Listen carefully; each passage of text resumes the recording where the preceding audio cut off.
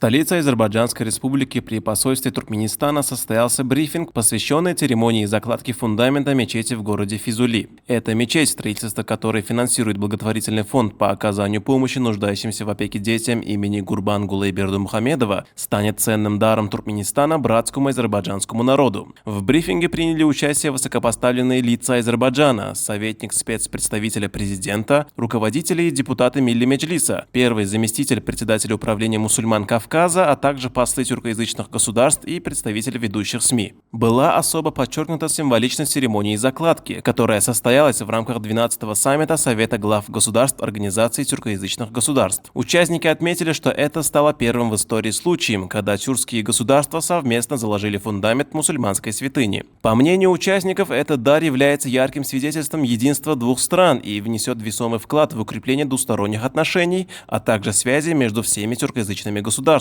Азербайджанский народ высоко ценит этот жест как символ братства. В завершении мероприятия были выражены наилучшие пожелания крепкого здоровья и успехов руководству Туркменистана, а братскому туркменскому народу мира и процветания. Türkmenistan Xalq Məclisinin sədri çox hörmətli Qurbanqulu Berdimuhamedovun qərarı ilə Füzuli rayonunda məscid inşa olunacaqdır.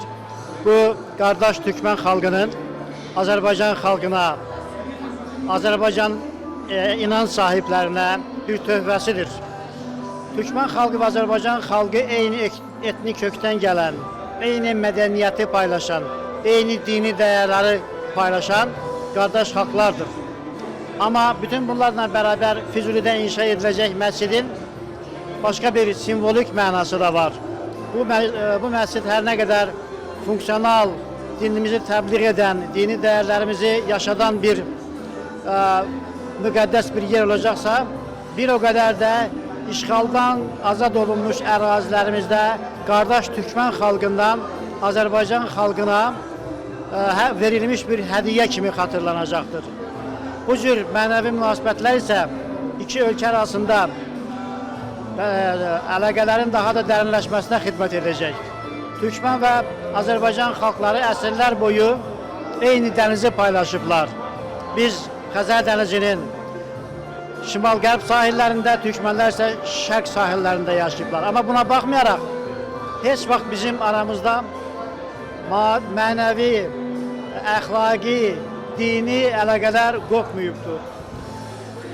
Əgər biz klassik ədəbiyyatımıza diqqət etsək, görəcəyik ki, Türkmen xalqının böyük şairi, mütəfəkkiri Mahtumqulu Fəraqi nə qədər Azərbaycanlıdırsa, Aşıq Ələsgər bir o qədər Türkmendir.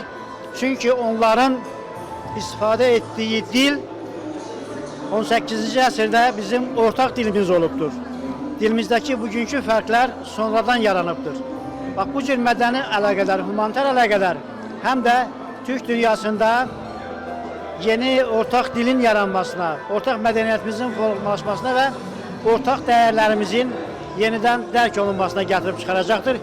Ona görə bu töhfə çox böyük bir töhfədir və Türkmen xalqı ilə Azərbaycan xalqı arasında körpü quracaq bir hadisədir. Türkmenistan birinci defa Türk Dünyası Ekonomik Topluluğunda Azerbaycan'da Ziya Bünyadov prospektinde bir pavilyon açtı. Ve biz orada bir Türk obası dediğimiz yerde 6 tane Türk çadırı kurduk. Onlardan biri de Türkmenistan'a aitti. Ve biz artık Türkmenistan'ın gözlemci ülke statüsünden artık üye statüsü almasını çok arzuluyoruz.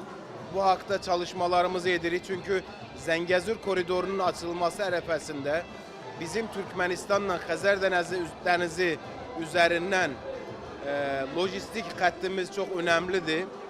Biz Türk Ticaret Merkezi ekibi olarak Türkmenistan'a sefer edəcəyik ve ümid edirəm ki, bu səfərimiz nəticəsində hem Azerbaycan, Türkmenistan hem Türk Devletler Teşkilatı arasında çok güzel gelişmeler olacağını ümid edirik.